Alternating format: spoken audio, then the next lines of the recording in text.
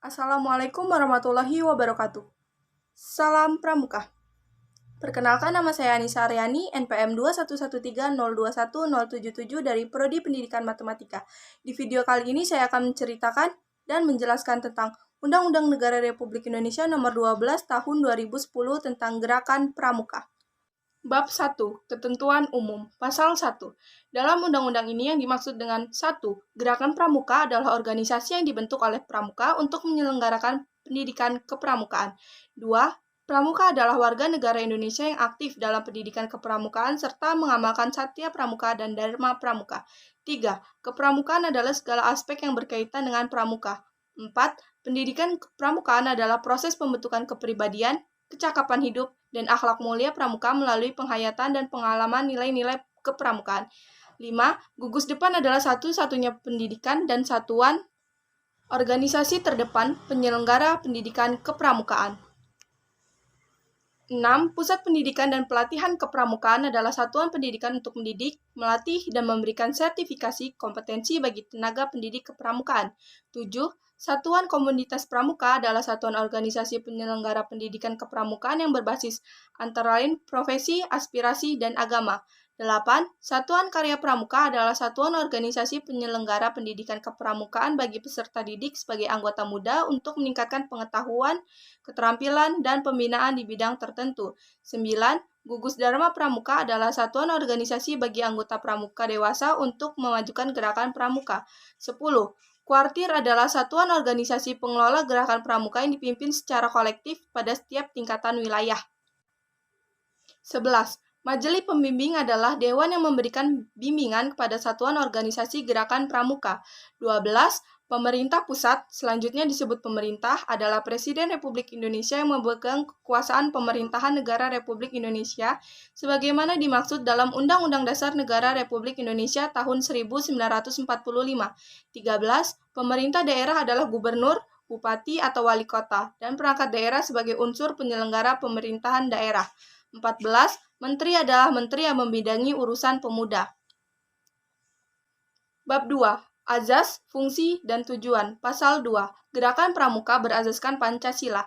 Artinya, Gerakan Pramuka memiliki nilai-nilai Pancasila.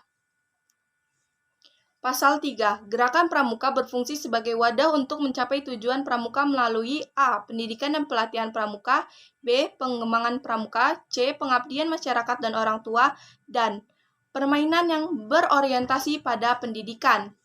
Pasal 4. Gerakan Pramuka bertujuan untuk membentuk setiap pramuka agar memiliki kepribadian yang beriman, bertakwa, berakhlak mulia, berjiwa patriotik, taat hukum, disiplin, menjunjung tinggi nilai-nilai luhur bangsa, dan memiliki kecakapan hidup sebagai kader bangsa dalam menjaga dan membangun negara kesatuan Republik Indonesia, mengamalkan Pancasila, serta melestarikan lingkungan. Bab 3. Pendidikan Kepramukaan. Bagian ke-1 Dasar, Kode Kehormatan, Kegiatan, Nilai-nilai, dan Sistem Among.